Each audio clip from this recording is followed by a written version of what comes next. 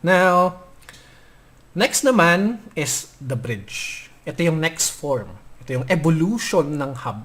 Okay? Para siyang nag-level up. Okay? So, parang Pokemon. Okay? Nag-start ka ng Squirtle, tapos naging, ano na ba yung next doon? Sa mga gamers, okay? So, Squirtle, then Wartortle, then Blastoise, parang ganun. Okay, so hub, nag-level up siya into a bridge. So, ano ba ang bridge? A bridge, kinonceive ito nung 1990s.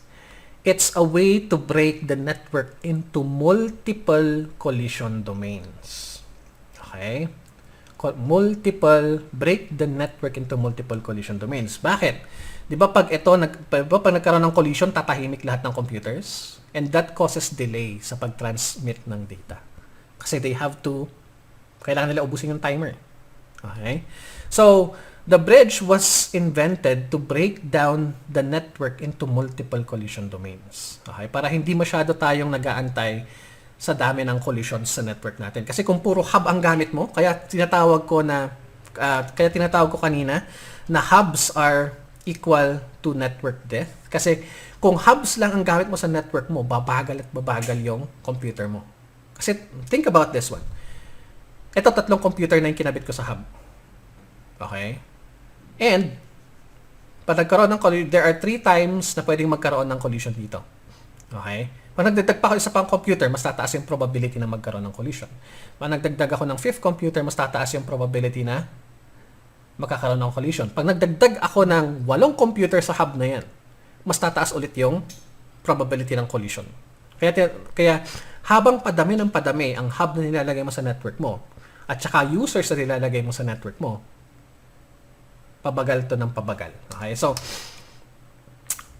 yung mga engineers, okay, ni Cisco created something called the bridge. So, this broke the network into multiple collision domains. Paano niya ginagawa yon? By learning MAC addresses. Okay? Nagkaroon siya ng intelligence, kumbaga. Okay? Nagkaroon siya ng intelligence. Ang problema sa bridges is limited lang yung ports niya. And yung operating system na tumatakbo sa kanya is napakabagal. Kasi syempre, 1990s yan. Okay? Hindi pa ganun kabilis yung mga computers natin. Okay? Yung mga chips natin, mga processors, and so on and so forth. Okay? So, it's a software-based. So, napakabagal niya. Okay? So, yun. How does a bridge work? So, si bridge, nagkaroon siya ng intelligence. Nagyan natin siya ng chip sa loob. Instead na yung hub kanina na wire lang, okay, that connects all of the computers together, itong bridge, nilagyan natin siya ng chip para maging mas intelligent siya. Okay? And itong chip na to hosts yung software to do or to help the computers talk with each other. Okay? So, paano ba gumagana ang bridge? It learns MAC addresses. So, alam ni bridge kung saan nakakonekta yung MAC address na A.A.A.A, yung B.B.B, and C.C.C.C. Yun ang trabaho ng bridge eh. Okay? Now, because meron siyang intelligence, okay? Di ba pag yung sa hub kanina, pag itong PC na to nagtatransmit, ito dapat nagre-receive. So, si bridge, nag-level up yung intelligence niya. Okay, nasa na tayo? May kumatok kasi. Na-i-pause ko muna yung video. So, ayun, ulitin natin. Paano ba gumagana ang bridge? So, tinatandaan niya yung MAC addresses. So, pag itong si A gustong mag-send ng data kay C, sa hub, ang ginagawa niya, pag ito nagtatransmit, automatic yung data nare-receive din sa dalawang computer. Pero sa bridge, okay, ang difference ng bridge, since may intelligence siya, okay, at tinatandaan niya yung mga MAC addresses ng computer mo, pag si A, ang source ng data natin is A at ang destination ng data natin is C, ang ginagawa ni bridge is pinapadala niya yon, okay, dito lang kay C. Okay? Hindi na niya iniistorbo si B. So, ibig sabihin, hindi nagagamit yung kable dito. Okay?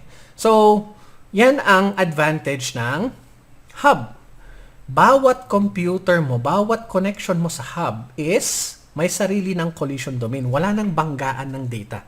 Kasi the bridge is smart enough to avoid that by remembering yung mga MAC address ng computer mo.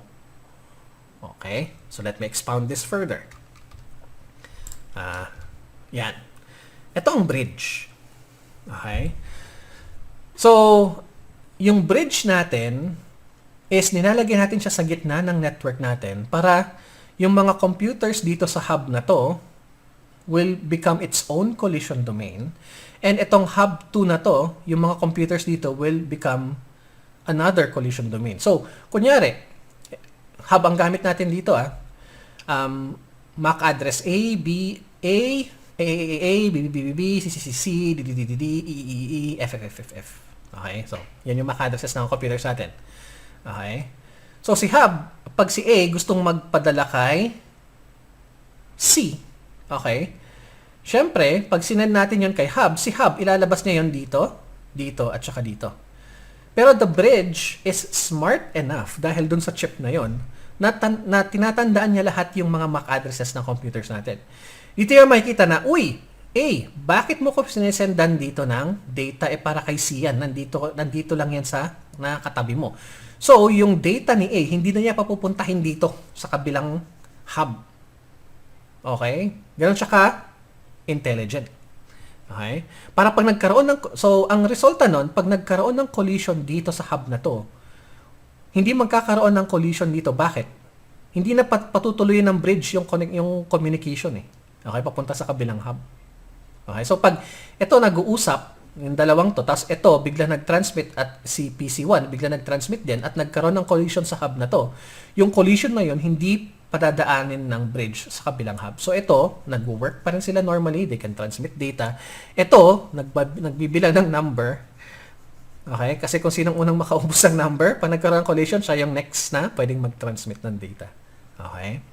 Now, ang number one problema sa bridges is limited lang yung port. Okay? Ito ang bridge. Tingnan nyo ilan yung port niya. 4. Okay? So, you can hook up a maximum of 4 hubs. Okay? Sa bridge na yan. Okay? Up to 4 hubs lang. And yung hub na yan is napakamahal nan nung 1990s. Kasi that's a brand new technology that speeds up the network. Pero at the same time, syempre, mahal yan. Okay? So, yan ang trabaho ng bridge. It was conceived during the 1990s. It broke the network into multiple collision domains instead of one big collision domain. Paano yun? By learning MAC addresses.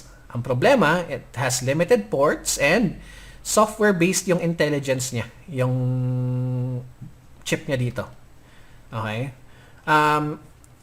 It's slow kasi habang dinadagdagan mo yung computers mo sa hub, okay, sa mga hubs sa network mo, sa dalawang hubs na to, mas marami yung MAC addresses na kailangan tandaan ng bridge mo. Okay? May mga bridges ako na nahawakan during the 1990s nung bata ako.